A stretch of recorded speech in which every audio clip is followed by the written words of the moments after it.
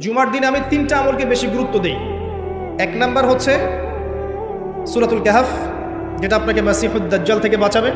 2 number বেশি থেকে বেশি দরুদ পড়া, এই দিন দরুদ পেশ করা হয় নবী সাল্লাল্লাহু আলাইহি ওয়াসাল্লামের কাছে। আর 3 নাম্বার এটা যেটা আপনাদেরকে শেয়ার করছি, সেটা হলো আল্লাহ রাসূল সাল্লাল্লাহু আলাইহি ওয়াসাল্লাম বলেছেন, কেউ যদি জুমার দিনে সকাল সকাল গোসল করে, আর্লি মর্নিং গোসল করে ফেলে, একদম ফরজ গোসলের মতো, এবার সবচেয়ে উত্তম কাপড়টা পরে, নোংরা কাপড় না, বেস্ট কাপড়টা পরে, আতর খুশবু ব্যবহার করে, সুগন্ধি ইউজ করে, সুগন্ধি ব্যবহার করে সে সকাল সকাল পায়ে হেঁটে মসজিদে যায়, বাহনে চড়ে নয়, পায়ে হেঁটে মসজিদে গিয়ে ইমাম বয়ান খুতবা শুরু করার আগেই মসজিদে চলে গেছে, ইমামের কাছাকাছি বসে, কাউকে কষ্ট দেয় না। ইমাম খুতবা দিচ্ছে, সে চুপচাপ শুনছে, কাউকে কষ্ট দেয় না। এমনকি পাশে কেউ কথা বলে তাকে এতটুকু বলে না চুপ করো, এতটুকু বলে না, চুপচাপ খুতবা শুনে নামাজ পড়ে ইমামের সাথে সালাম ফিরায়।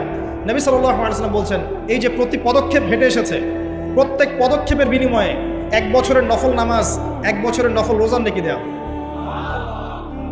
এই আমলগুলো খুব সহজে আমরা করতে পারি।